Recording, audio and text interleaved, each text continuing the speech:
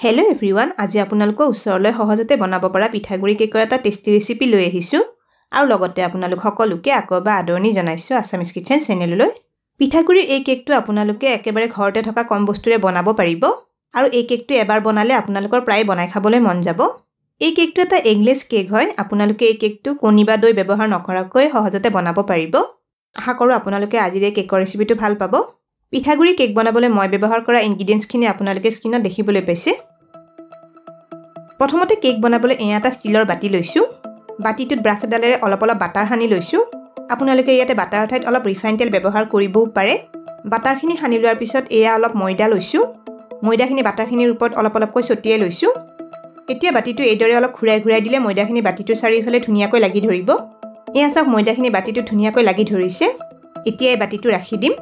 এইফালে ডাঙৰ বাটি এটাত 1 কাপৰ 3/4 ৰিফাইন তেল দি ললো আৰু গুৰি কৰি লোৱা চেনি 1 কাপতকৈ অলপ কমকৈ দি লৈছো।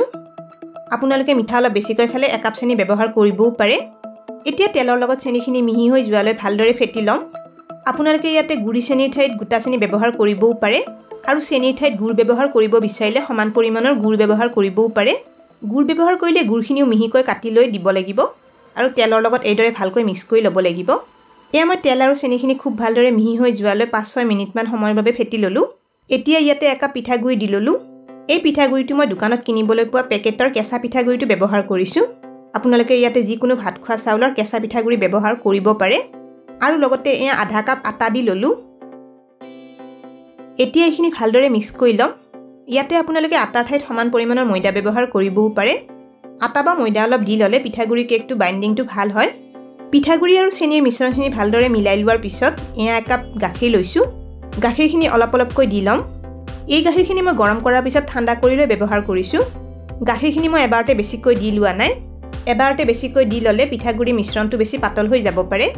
এতিয়া পিঠাগুৰি মিশ্ৰণটো ভালদৰে মিহি হৈ যোৱালৈ এইখিনি লাহে লাহে ফেটি থাকিম। প্ৰায় 8 মিনিটমান সময়ৰ কাৰণে পিঠাগুৰি কেকৰ মিশ্ৰণখিনি ফেটি ললো। কেকৰ মিশ্ৰণটো ধুনীয়া মিহি হৈ পৰিছে। কেকৰ মিশ্ৰণটো চামুচেৰে ঢালি দেখুৱাই দিছো। পিঠাগুৰি মিশ্ৰণটো এনেকুৱা হলে হৈ যাব। ইয়াতে মোৰ 1 কাপ গাখীৰেৰে হৈ গৈছে।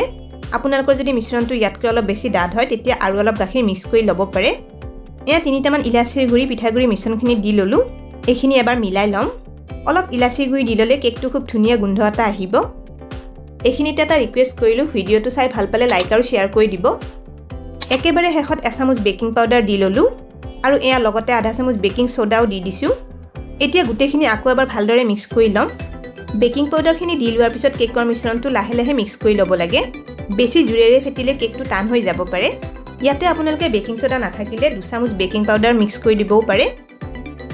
গোটেইখিনি ভালদৰে মিক্স কৰি ললো। এতিয়া কেকটো বেক হ'বলৈ দিম। আগতে বাটাৰ সানি লোৱা বাটিটো লৈছো। ইয়াতে কেকৰ মিশ্ৰণখিনি দি ললো। আপোনালোকৰ যিসকলে আমাৰ চেনেলটো এতিয়ালৈকে সাবস্ক্ৰাইব কৰা নাই তেওঁলোকক আমাৰ চেনেলটো সাবস্ক্ৰাইব কৰিবলৈ ৰিকুৱেষ্ট কৰিলো আৰু লগতে থকা বেল আইকনটো প্ৰেছ কৰি দিব। এতিয়া বাটিটো এইদৰে অলপ থপথপাই দি লৈছো। তেতিয়া কেকৰ মিশ্ৰণখিনিত থকা এয়াৰ বাবলটো ভালকৈ ওলাই যাব।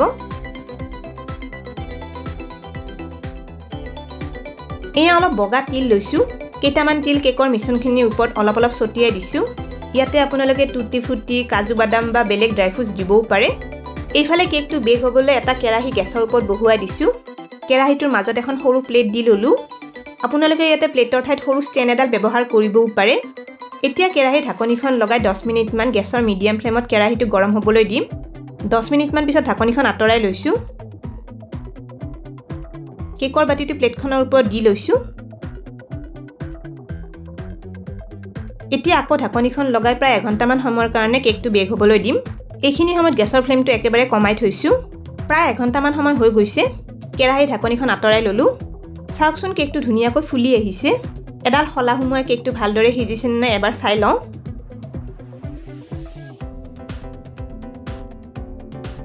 চাওক খলাডালত একো লাগি অহা নাই, তাৰমানে কেকটো ধুনীয়াকৈ বেক হৈ গৈছে। যদি খলাডালত কিবা লাগি আহে তেতিয়াহ'লে কেকটো আৰু অলপ সময়ৰ কাৰণে ঢাকনি লগাই সিজিব দিব পাৰে।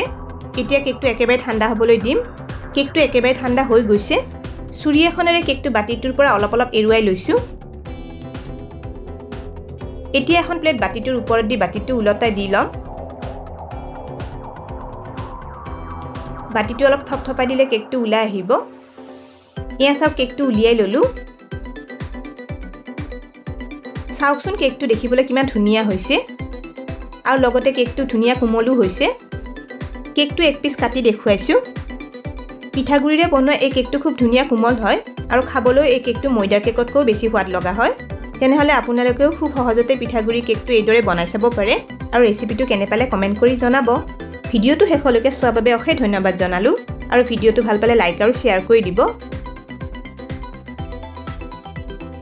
স্ক্ৰীনত দেখা পোৱা ৰেচিপিকেইটা চাবলৈ মই ৰিকমেণ্ড কৰিলোঁ ভিডিঅ'কেইটা চাবলৈ ৰেচিপিটোৰ ফটোখনৰ ওপৰত ক্লিক কৰিলেই হ'ল তেনেহলে আজিলৈ আহিছোঁ আকৌ লগ পাম আৰু এটা নতুন ৰেচিপি ভিডিঅ'ৰ সৈতে